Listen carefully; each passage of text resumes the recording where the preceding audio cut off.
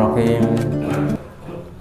Assalamualaikum warahmatullahi wabarakatuh.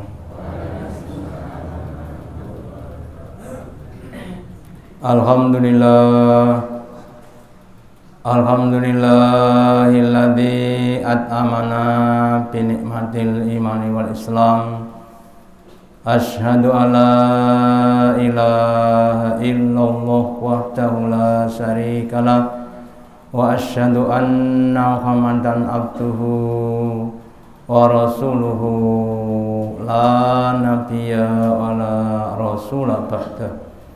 Allahumma shalli ala Muhammad wa ala ali Muhammad kama sholaita ala ali Ibrahim innaka Hamidum Majid wa barik ala Muhammad wa ala ali Muhammad kama barakta ala ali Ibrahim innaka Hamidum Majid. Qala Allahu ta'ala fi kitabihil karim, a'udzu billahi minasy syaithanir rajim. Ya ayyuhalladzina amanu ittaqullaha haqqa tuqatih wa la tamutunna illa wa antum muslimun. Bapak Ibu hadirin yang dirahmati Allah Ta'ala, yang pertama dan utama, marilah kita selalu meningkatkan, menambahi kesyukuran, keimanan dan ketakwaan kita kepada Allah Ta'ala dengan menjalankan perintah-perintahnya dan menjauhi larangan-larangannya. Bapak Ibu hadirin yang dirahmati Allah Ta'ala, kalau kita cermati dalam kehidupan sehari-hari kaitannya dengan bab ibadah kepada Allah, ada orang yang sudah bersungguh-sungguh untuk ibadah kepada Allah, ada yang kadang-kadang ada yang kadang-kadang bahkan ada yang tidak mau ibadah kepada Allah. Salah satu penyebabnya karena orang-orang itu mempunyai keimanan yang berbeda-beda. Orang yang beriman kepada Allah dengan tingkatan iman yang tinggi, memahami tentang kehebatan Allah, maka mereka akan mampu dan mau beribadah dengan giat, dengan semangat. Sebaliknya, orang-orang yang maaf saja belum mampu memahami kehebatan Allah, maka dia akan enggan atau bermalasan dalam ibadah kepada Allah. Maka pentingnya kita belajar memahami kehebatan Allah Ta'ala dengan tujuan supaya kita mampu untuk mentaklimkan Allah, mau untuk beribadah kepada Allah Ta'ala. Maka pada kesempatan pagi hari ini saya akan menyampaikan ayat tentang sebagian dari kehebatan Allah Ta'ala dalam hal ilmunya, dalam pengetahuannya, yang mengetahui apa-apa yang wujud dan apa yang tidak berwujud. Di surat As-Sajdah, surat yang ke-32 ayat yang ke-6, Allah berfirman, "Dzalika alimul ghaibi wasyahadah." Yang demikian itu disebabkan karena Allah itu zat yang maha mengetahui yang gaib, yang tidak terlihat oleh manusia, wasyahadah, dan yang syahid, yang wujud, yang dapat dilihat oleh manusia. Al-Azizu, zat yang maha gagah, Al-Rahimu, zat yang maha belas kasih. Kemudian di sebagian tafsirnya dijelaskan bahwa Allah Ta'ala zat yang mampu untuk merubah keadaan hambanya itu karena Allah zat yang alimul ghaibi. Ya, contoh ibu-ibu kalau panjenengan pas goreng tempe, ya, kenapa perlu dibalik? Mungkin ndak gosong, kapan dibalik? Ya, ketika sudah mulai kelihatan kuning-kuning perlu dibalik. timbaliknya itu ada saat tertentu. Lah demikian juga Allah Ta'ala zat yang alimul ghaibi, kapan mengubah keadaan hambanya. Kalau seorang hamba tidak dibalik-balik keadaannya, bisa jadi dia akan putus asa atau dia akan sombong. Contoh, kalau ada seorang hamba yang diberi nikmat dan nikmat, nggak pernah merasakan tidak nikmat, maka kenikmatan itu tidak akan terasa nikmat. Kenapa? Karena sudah biasa nikmat. Atau hamba itu akan menyombongkan diri karena apa? Dapat berbagai macam kenikmatan. Demikian juga sebaliknya, kalau seorang hamba itu diberi musibah, ya, maka dia akan merasa sedih dan sebagainya. Maka kemudian perlunya diubah, termasuk kita kadang diberi sakit, kadang diberi sakit dan sebagainya. Maka mari kita semuanya harus berusaha untuk memahami kealiman Allah Ta'ala. Kemudian Bapak Ibu, hebatnya Allah itu adalah alimul ghaibi, dan yang maha tahu barang yang gaib. Contohnya apa? Contohnya surga, neraka, pahala, dosa.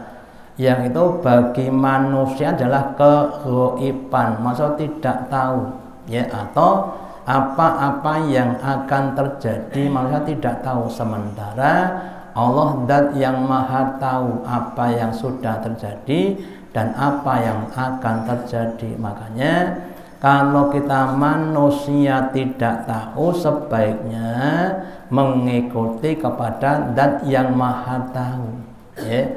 Wasadah, dan juga Allah itu zat yang menyaksikan, mengetahui apa-apa yang ketok, yang terlihat, yang wujud. Contoh Bang, kita ini diberi jantung dalam tubuh kita. Kira-kira yakin nggak kita punya jantung Bapak Ibu?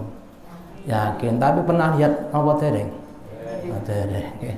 Durung nate ngulati jantunge dhewe-dhewe. Ampun dong, kok jantung irung men mboten saged mirsa secara langsung. Itulah kemalaman manusia.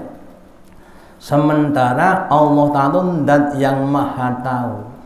Tidaklah sehelai daun yang jatuh di bumi kecuali Allah zat yang maha mengetahui, sampai seperti itu, ya. Makanya kemudian kita harus berusaha mengikuti kepada Allah Ta'ala zat yang maha tahu. Kemudian Al-Azizu, zat yang maha gagah, zat yang maha memaksakan kehendaknya, zat yang mampu untuk mengalahkan siapapun yang nentang kepada Allah. Karena alinya maka dia bijaksana. Karena bijaksananya kemudian dilandasi dengan Rahman dan Rahimnya. Contohnya, seandainya ada Pak dokter yang meriksa pasien, secara umum Pak dokter itu lebih tahu tentang kesehatan dibanding pasien. Pak niki mangke obatnya diminum 3 kali sehari, terus pasiennya merasa pahit. Nah, kemudian dia berontak, kok obatnya pahit toh Pak, mbok sing legi mawon. Pak dokter bilang, niki tok pahit ning mengke mari sembuh. Dan demikian juga Allah Ta'ala memaksakan, wahai hambaku, kalau kamu tidak saya beri ujian yang memberatkan, maka nanti kamu akan menghadapi atau menjadi orang-orang yang cengeng, orang-orang yang lebih, orang-orang yang tidak tahan uji. Anak-anak kita Bapak Ibu nek dibanding dengan kita kira-kira lebih pundi Pak. Saya itu kalau cerita dengan anak saya kadang-kadang dibantah. Lah zaman ndek ben Pak. Saya itu dulu SD Pak Joko sana. SD wis golek wedi ten kali pusur, didol nggo golek duit dan sebagainya. Cah sakniku gawe napa? Gawe dolanan HP. Dikon-kon mbak sampah men kadang-kadang protes. Padahal kita dulu itu rekoso, anak sekarang suruh rekoso nggak mau. Kenapa? Karena ya lebih tadi. Ya demikian juga kalau kita ini tidak banyak diuji, Allah akan punya mental yang lebih, mental yang cengeng.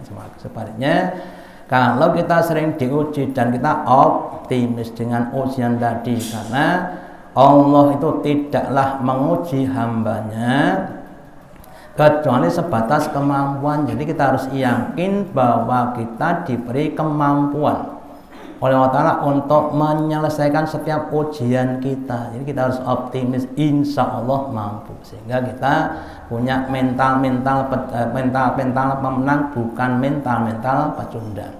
Kemudian Ar-Rahim, Allah dan yang maha pengasih, khususnya Allah untuk orang-orang beriman yang besok di akhirat akan dimasukkan ke dalam surga yang penuh dengan berbagai macam kenikmatan. Kemudian ayat yang berhubungan yang pertama ada hadis Bapak Ibu, karena Allah itu zat yang alimul ghaibi, salah satu yang gaib adalah niat. Seseorang yang beramal kebaikan, entah sholat, sedekah dan sebagainya, dia akan punya niat-niat yang ada di dalam hati. Dan niat itu yang tahu cuma dia dan Allah Ta'ala. Makanya kemudian Nabi bersabda, innamal a'malu binniyati, sesungguhnya tiada lain amal-amal itu tergantung pada niatnya. Terus Nabi bersabda berikutnya, wa innama likulli imrin ma nawa, dan sesungguhnya bagi setiap orang itu apa yang dia niatkan. Ada 3 orang yang beramal soleh, umpamanya sholat, si A, si B, dan si C. Si A itu sholatnya lillahi ta'ala, sadar bahwa sholat adalah perintah Allah, sadar bahwa sholat itu adalah amalan yang dapat menyelamatkan dirinya di hari kiamat, dan dia kemudian berusaha untuk sekusuk-kusuknya. Sedangkan si B itu ya namanya orang ada godaannya, sok kadang ikhlas, sok kadang sregep, tapi sok kadang tidak ikhlas. Sementara si C itu orang yang tidak ikhlas, maunya sholat kalau pada bulan Ramadan tok, atau sholatnya itu setahun 2 kali, itu Idul Adha. Maka si A, si B, dan si C itu meskipun sholatnya sama, tapi niatnya beda. Nah, makanya kita pangapunten, kalau masih seperti B dan C, monggo kita semuanya berusaha untuk seperti si A. Sholat kita, sedekah kita, ngaji kita, dan sebagainya hanya untuk Allah Ta'ala, mencari balasan dan keridhaan Allah Ta'ala. Kalau belum ikhlas ya diikhlas-ikhlaskan. Kenapa? Karena kalau kita tidak ikhlas, maka akan mendapatkan balasan yang kecil dan sementara. Seandainya kita sholat ngaji karena urusan dunia, karena ben dilem atau diberi sesuatu, maka ya dapatnya cuma itu. Sementara kalau kita mampu dan mau untuk mengikhlaskan amal untuk Allah Ta'ala, maka Allah akan berikan balasan kenikmatan di dunia sampai besok di akhirat. Makanya monggo kita berlatih untuk mengikhlaskan semua amal kita, kemudian kita berusaha untuk istiqomah dalam menjalani hidup ini sampai akhir hayat. Kemudian di hadis yang lainnya Nabi bersabda, innar rajula, sesungguhnya ada seseorang yang dia itu layak malu amal ahli jannah, dia mengamalkan amalan ahli surga, rajin sholat, rajin puasa, rajin sedekah dan sebagainya. Fima yabdu linnasi, di dalam pandangan manusia ketoke rajin ibadah.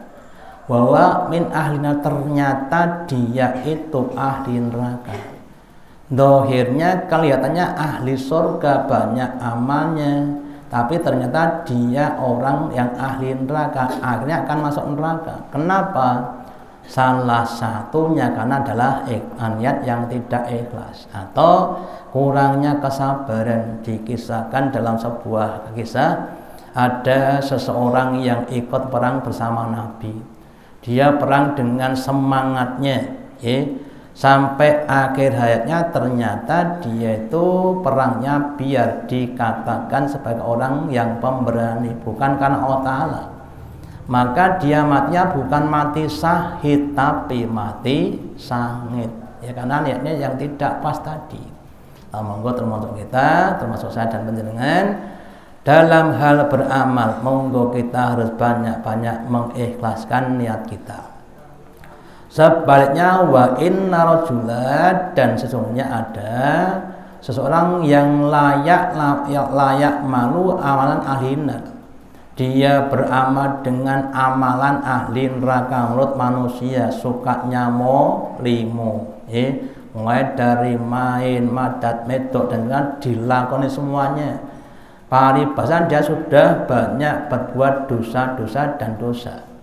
Fima yabdun linnas, dalam pandangan manusia, bahwa min ahli jannah, ternyata dia termasuk ahli jannah. Maksudnya di akhir hayatnya meskipun dia banyak dosa tapi mau untuk bertobat sebelum kematiannya. Yang kita contohkan dulu, ada orang yang membunuh 99 orang.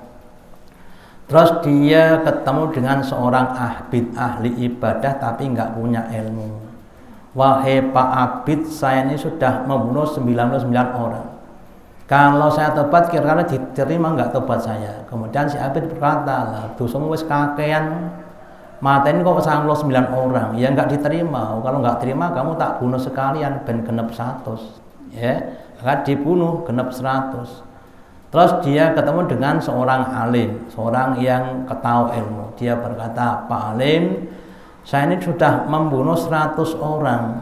Kalau saya tobat, bahkan, kalau kamu tobat dengan tobatan nasuha, maka tobatmu akan diterima Allah. Maka dia kemudian bertobat dan akhirnya dia masuk ke dalam surga. Jadi monggo Bapak Ibu, kita ini harus ikhlas supaya amal kita menunjuki kita di jalan-jalan yang benar, ya. Kalau nggak ikhlas nanti akan dibalik Allah Ta'ala, ketok ahli surga ternyata ahli neraka dan sebagainya. Kalau kita lihat itu, maka kita harus banyak-banyak berdoa kepada Allah, ya. Salah satu doanya supaya kita ditetapkan dalam Islam, tidak disimpangkan. Rabbana la tuzigh qulubana ba'da idh hadaitana wa hab lana min ladunka rahmah. Wahai Allah Tuhan kami, janganlah Engkau simpangkan hati kami setelah Engkau tunjuki kami. Jadi jangan sampai keislaman, keimanan yang sudah ada pada kita kemudian dicabut Allah Ta'ala seperti tadi.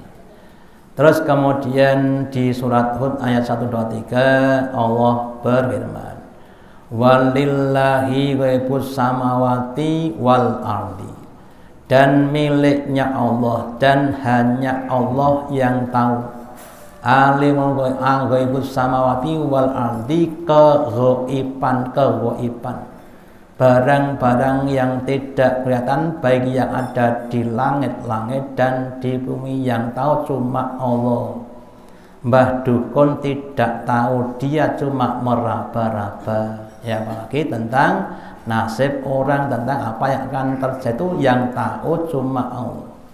Ilaihi yurja'ul amru kulluhu, kepada Allah akan dikembalikan segala urusan, segala perbuatan-perbuatan. Terus perbuatan siapapun termasuk kita akan dikembalikan kepada Allah. Untuk apa? Untuk dihisab, ya.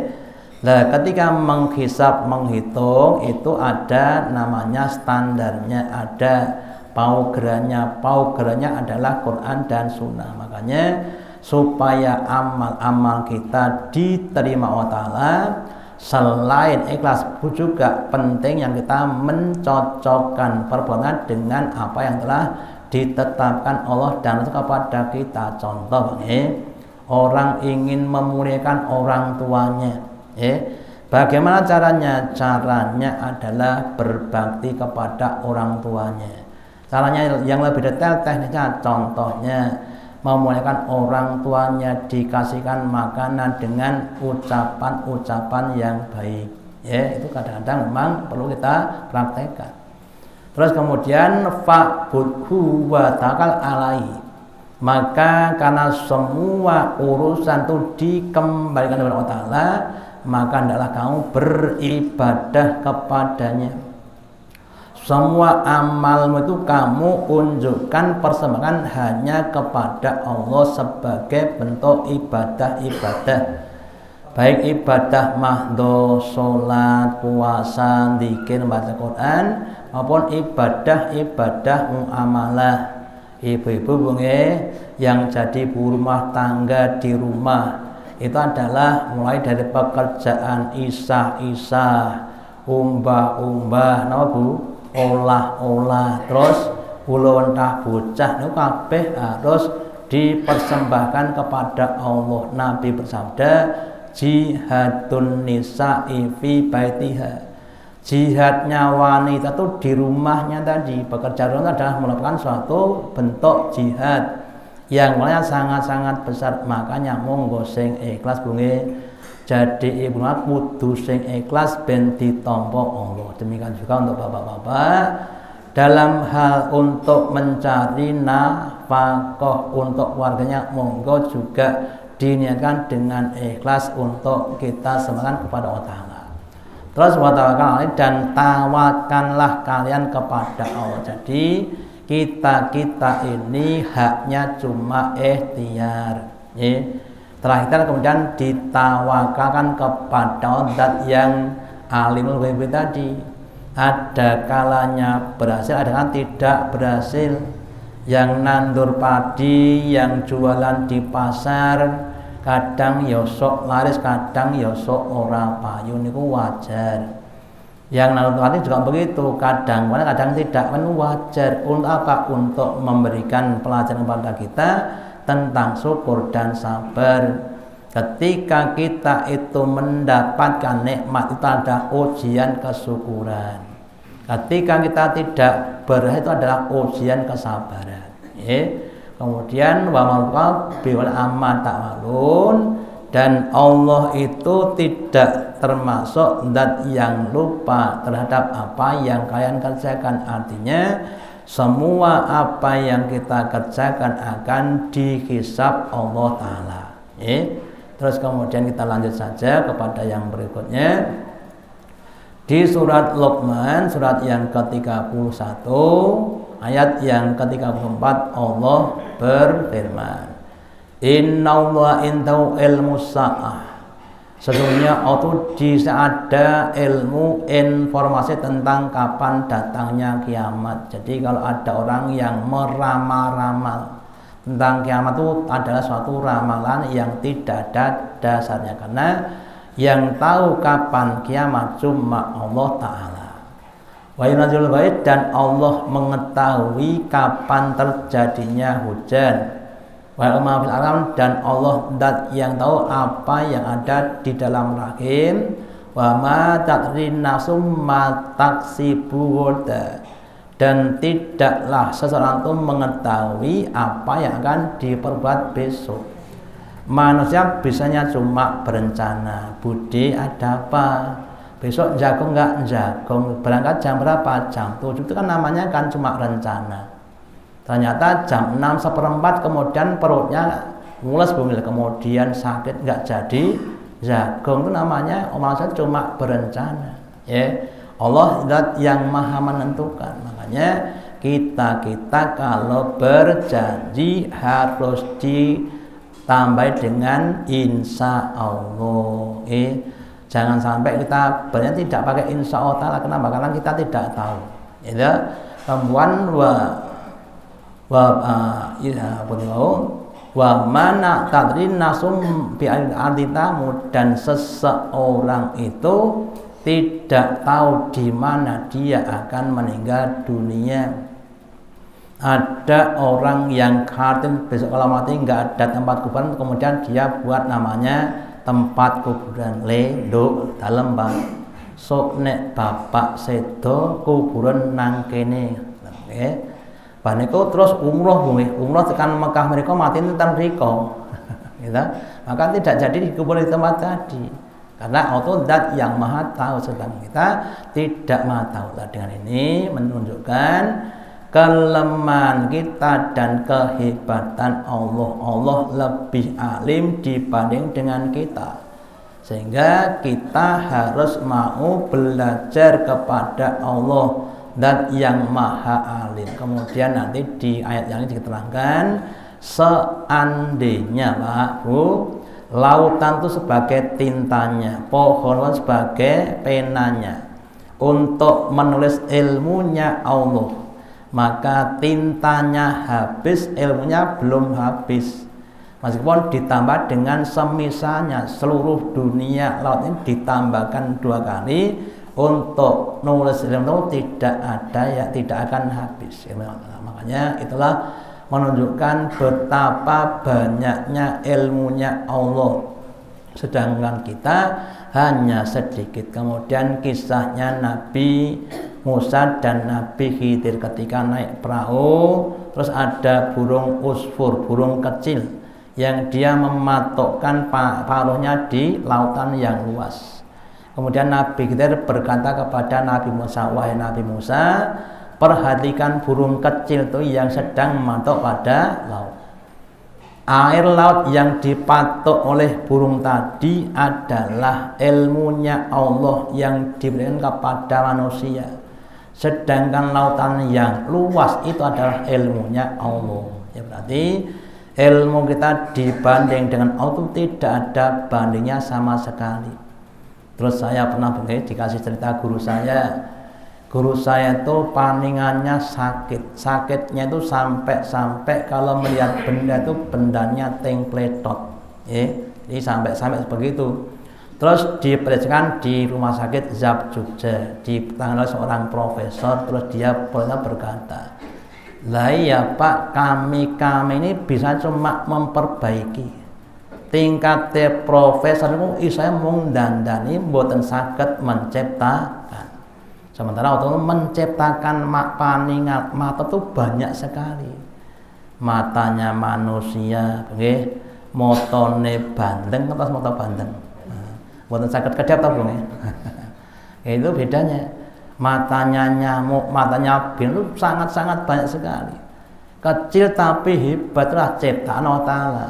Sementara manusia hanya pada taraf menyembuhkan itu saja, kadang tidak sembuh.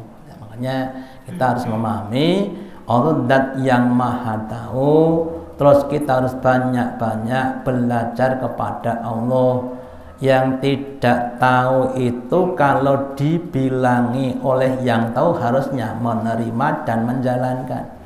Jangan memprotes. Demikian juga Bapak Ibu, kita diberi perintah itu dijalankan saja, meskipun nanti itu rekos tapi akhirnya akan jadi enak, seperti Nabi Ibrahim. Karena keimanannya, maka ketika diperintah untuk menyembelih kepada anaknya terus dijalankan. Kenapa? Karena yakin Allah zat yang maha rahman dan rahim. Yakin Allah tidak akan menyengsakan pada hambanya. Yakin bahwa di balik musibah atau kesusahan ada kemudahan. Nah, makanya kita juga begitu. Ketika kita disuruh untuk puasa, perutnya lapar, infak kurang, hartanya harus kita lakukan. Kita yakin di balik perintah itu ada hikmahnya, ada kebaikannya, ada ilmunya, ada pertolongan dari Allah Ta'ala. Kalau kita seperti itu, insya Allah, maka dalam menjalani hidup ini kita akan optimis meskipun menghadapi berbagai macam ujian-ujian yang berat. Sebaliknya, kalau kita tidak memahami Allah, terus kalau ada masalah sing ditawakali adalah selain Allah. Ya padahal selain Allah kalau ditawakal tidak akan mampu untuk menyelesaikan pada masalah kita. Untuk itu makin berusaha tawakal kepada Allah Ta'ala. Kemudian jangan lupa kita harus banyak-banyak dekat Allah dengan adanya ibadah-ibadah supaya kita segera ditolong oleh Allah Ta'ala. Demikian yang dapat saya sampaikan. Semoga ada manfaatnya. Allahumma taqabbal minna innaka antas samiul alim wa tub alaina innaka antat taqim. Kita akhiri dengan doa majelis. Subhanallahumma bihamdika asyhadu alla ilaha illa anta astaghfiruka wa atubu ilaik. Wassalamualaikum warahmatullahi wabarakatuh.